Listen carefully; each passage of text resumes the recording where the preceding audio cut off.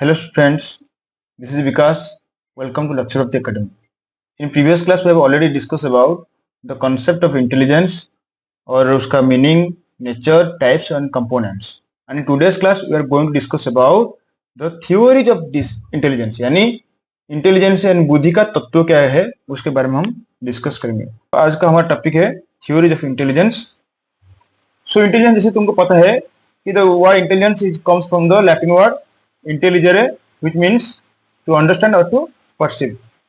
यानी ये जो इंटेलिजेंस वर्ड है ये लैटिन वर्ड का इंटेलिजेरे से आया है जिसका मतलब है टू अंडरस्टैंड मतलब समझना और परसीव करना मतलब उसको सोचना उसको परसीव मतलब उसके जगह के जानने वो जगह में हम क्या करते हैं उसको सोचना परसिवरेंस परसीव करना और intelligence is the capacity to learn understand think logically solve problems and adapt successfully to the environment. यानी इंटेलिजेंस और बुद्धि क्या है हमको क्या करना लॉजिकली थिंक करना होता है मतलब तार्किक पूर्ण से हमको एक कॉन्सेप्ट को सोचना चाहिए और क्या करना है ना सॉल्व प्रॉब्लम्स. इंटेलिजेंस क्या करता है ना हमको प्रॉब्लम्स को यानी समस्या को सॉल्व करने में मदद करता है और adapt successful to the environment एक परिवेश के साथ एक पर्यावरण के साथ हम खुद को कैसे उस सिचुएशन में अडैप्ट करेंगे उसको हेल्प करने में बुद्धि बहुत हेल्प करता है. And so we can conclude we can क्या हम उसको समराइज कर सकते हैं कि इंटेलिजेंस क्या है. It is an act purposefully. Intelligence क्या करता है एक बच्चे को एक व्यक्ति को पर्पसफुली काम करने में मदद करता है. पर्पसफुली माने मतलब एक निर्दिष्ट उद्देश्य के साथ साथ काम करने में उसको हेल्प करता है. एंड थिंक रैशनली अर्थात हमको एक लॉजिकली सोचना चाहिए और deal with the problems effectively और हम कैसे एक प्रॉब्लम के साथ इफेक्टिवली डील कर सकते हैं उसको सिखाने में बुद्धि बहुत बड़ा एक हिस्सा प्ले करता है. ठीक है उसका ओवरऑल थोड़ा कंसेप्ट तो उसको थोड़ा थ्योरी देखते हैं. So theory of intelligence is divided into broad two category. मतलब हम जितना सारा थ्योरी है ना 10 से 12 थ्योरी जो टोटल है उसको हम दोनों हिस्से में डिवाइड किए हैं. एक होता है फैक्टर थ्योरी इंटेलिजेंस और एक होता है कॉग्निटिव थ्योरी इंटेलिजेंस.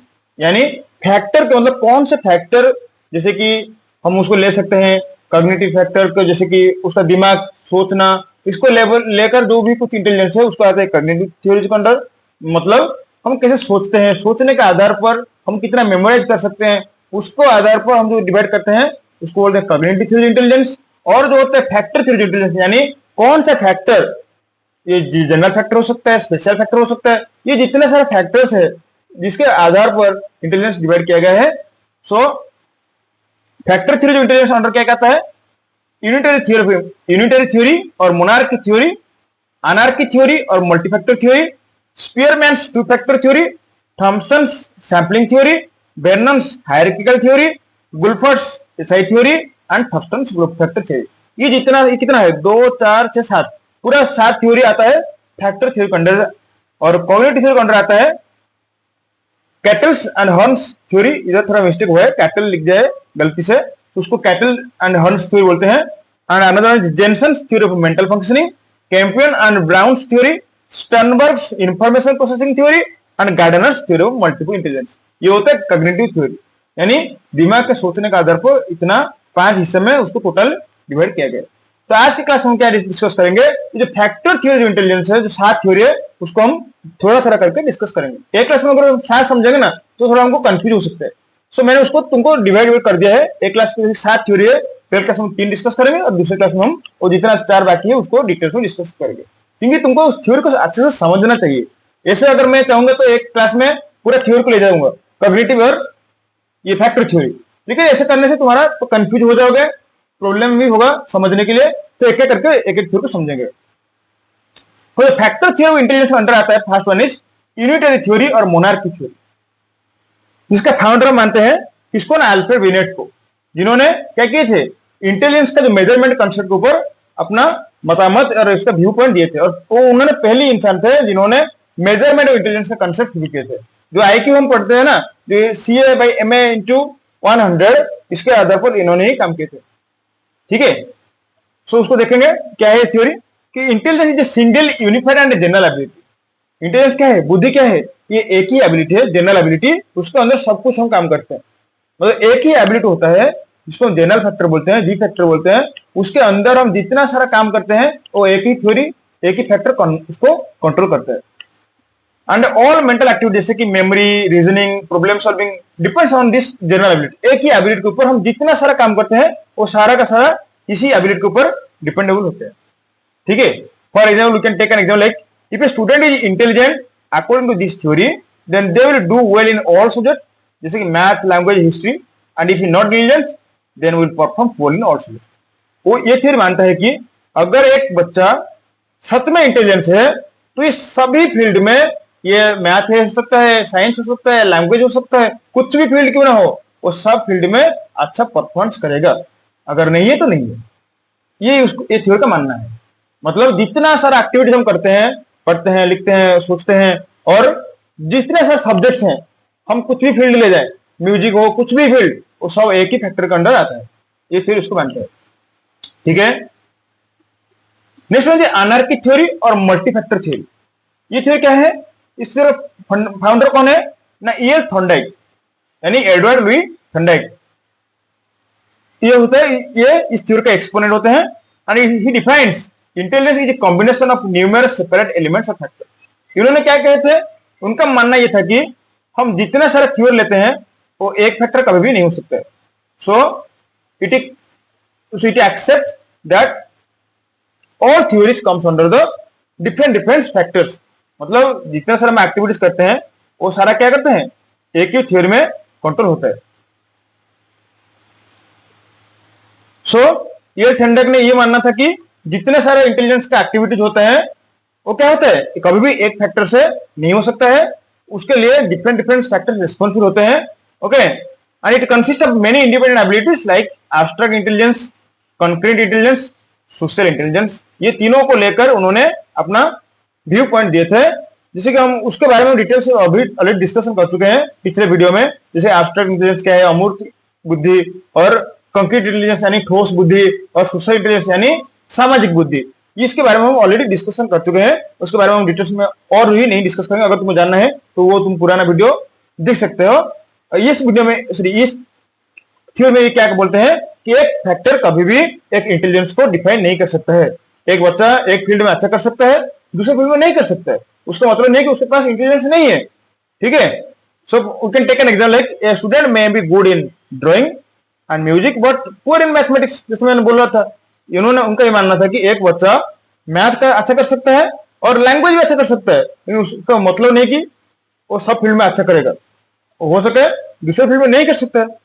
जैसे कि कुछ बच्चों का क्या होता है, स्पोर्ट्स में उसका बहुत अच्छा इंटरेस्ट होता है, लेकिन उसका पढ़ाई में इतना इंटरेस्ट नहीं है, तो उसका हम क्या मानेंगे? उसका इंटेलिजेंस नहीं है ना। तो ये जो स्पोर्ट्स का उसका इंटेलिजेंस है वो उसको वैरी कर रहा है। किससे? वो जो बिनेट का जो थ्योरी था उससे वो उसको अलग कर रहे हैं। समझ में आ रहा है? So next one is स्पीयरमैन्स two factor theory. Spearman ने दोनों फैक्टर के बारे में बोल रहे थे। उनका मानना था, इधर एक डायग्राम दिया गया है, तुमको अच्छे समझ में आएगा। इधर बीच में होता है जनरल फैक्टर थ्योरी, ठीक है, जिसको जी फैक्टर मानते हैं, और उसको कंट्रोल करते हैं different specific factor.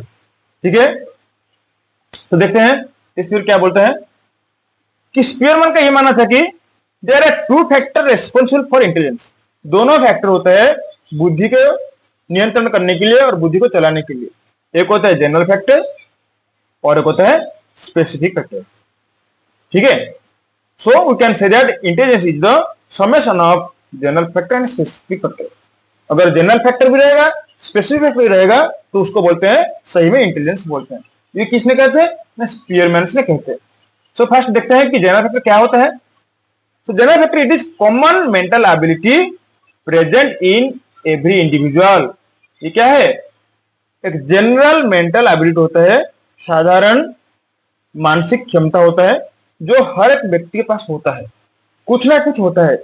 This factor is responsible for overall performance in different kinds of task. ये क्या होता है? बच्चों को या व्यक्ति को डिफरेंट टास्क करने में मदद करता है। किसके पास ज्यादा हो सकता है, किसके पास कम हो सकता है, लेकिन है। And it represents general reasoning ability, comprehension and problem solving skills. ये क्या होता है? डिफरेंट एबिलिटीज, यानी रीजनिंग एबिलिटी हो सकता है, कंप्रेhension एबिलिटी हो सकता है, और प्रॉब्लम सॉल्विंग एबिलिटी हो सकता है, यानी समस्या समाधान करना और रीजनिंग करना और कंप्रेhension, उसको समझना, एक कॉन्सेप्ट को अच्छे से समझना, ये होता है जनरल फैक्टर के थ्योरी को अंडर आता है। For example we can take an example like a student who is intelligent in mathematics में also perform well in reasoning और science due to high G factor.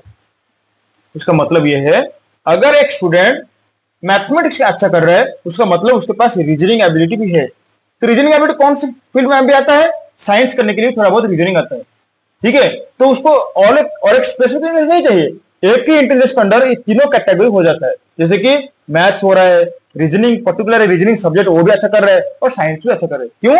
क्यों? वो ये रिस्पॉन्सिबल कौन है? जी फैक्टर यानी जनरल फैक्टर के लिए होता है। और एक होता है स्पेसिफिक फैक्टर। स्पेसिफिक फैक्टर क्या होता है ना? Each mental task also requires special ability unique to that subject और एक्टिविटी। जनरल फैक्टर तो ठीक है, जनरल एबिलिटी हर एक पास कुछ ना कुछ होता है। मतलब हम भी, हर कोई इंसान भी अपनी जिंदगी में कुछ ना कुछ प्रॉब्लम सॉल्व करता है। मानो कि ये अच्छा से नहीं कर सकता लेकिन कर सकता है, ये तो जनरल फैक्टर। और एक होता है स्पेसिफिक एबिलिटी, मतलब ये एक ही फील्ड में उसका एक्सपर्टाइज होता है और इंटेलिजेंस उसका इसी फील्ड में ज्यादा हाई होता है। मतलब जैसे कि म्यूजिकल इंटेलिजेंस हो सकता है, स्पोर्ट्स को लेकर हो सकता है। एक इंसान कुछ ना कुछ जिंदगी में प्रॉब्लम सॉल्व कर सकता है, इसको हम मानेंगे जनरल फैक्टर में। अगर एक पर्टिकुलर फील्ड को देखेंगे, जैसे कि एक इंसान अच्छे से स्पोर्ट्स अच्छे कर रहे हैं, अच्छा म्यूजिक बजा रहे हैं, म्यूजिक गाना गा रहे हैं, तो मतलब उसका इंटेलिजेंस कौन से फील्ड में? स्पेसिफिक फील्ड में बहुत अच्छा है। तो ये होता है स्पीयरमैन का two factor theory. For example sportsman में struggle in studies but show exceptional skills in cricket और football which are subject specific abilities. जैसे मैंने ऑलरेडी बोला, एक सब्जेक्ट को लेकर, पढ़ाई को लेकर उसका थोड़ा बहुत दिक्कत हो सकता है, लेकिन स्पोर्ट्स को लेकर और डिफरेंट जो स्पोर्ट्स है, जैसे कि क्रिकेट हो सकता है, फुटबॉल हो सकता है, हॉकी हो सकता है, डिफरेंट स्पोर्ट्स को लेकर उसका अच्छा इंटरेस्ट हो सकता है। सो ये होता है स्पेसिफिक फैक्टर, ठीक है। सो ये तीनों थ्योरी रहा, इसको लेकर ना, यूनिफैक्टर थ्योरी और मल्टीफैक्टर थ्योरी और टू फैक्टर थ्योरी, ठीक है। सो ये तीनों थ्योरी में हम पूरा समझ में आ गया कि ये थ्योरी किसके बारे में क्या बोल रहा है, ठीक है। सो हम फर्स्ट क्या पढ़े कि इंटेलिजेंस का थोड़ा बेसिक कंसेप्ट और टोटल थ्योरीज को हम दो पार्ट में डिवाइड कर दिए। एक होता है फैक्टर थ्योरी ऑफ इंटेलिजेंस और एक होता है cognitive theory of intelligence. Factor theory का अंडर आता है 7 थ्योरी और कॉग्निटिव थ्योरी अंडर आता है 5 थ्योरी, पूरा 5। सो एक एक वीडियो में उसको डिटेल्स में डिस्कस करेंगे। सो आज के वीडियो में क्या क्या डिस्कशन किए? Unifactor theory of Alfred Binet, और दूसरा था multifactor theory of E L Thorndike and two factor theory of Spearman. So आज के लिए इतना। अगर तुमको हमारा वीडियो अच्छा लगा तो हमारा वीडियो को लाइक करना, शेयर करना। अगर हमको तुम्हारा वीडियो पढ़ाई के लिए अच्छा लग रहा है या स्टडी के लिए इफेक्टिव हो रहा है तो तुमको हमारे चैनल को जरूर सब्सक्राइब करना, ठीक है। अगर पास में जो बेल आइकन है उसको बजा देना ताकि तुम्हारे पास हमारा लैपटॉप पहुंच जाएगा, ठीक है। तो आज के लिए इतना। हम और एक थ्योरी के और तो बाकी थ्योरी है उसके साथ हम डिस्कशन करेंगे। तो रखते हैं। Thank you.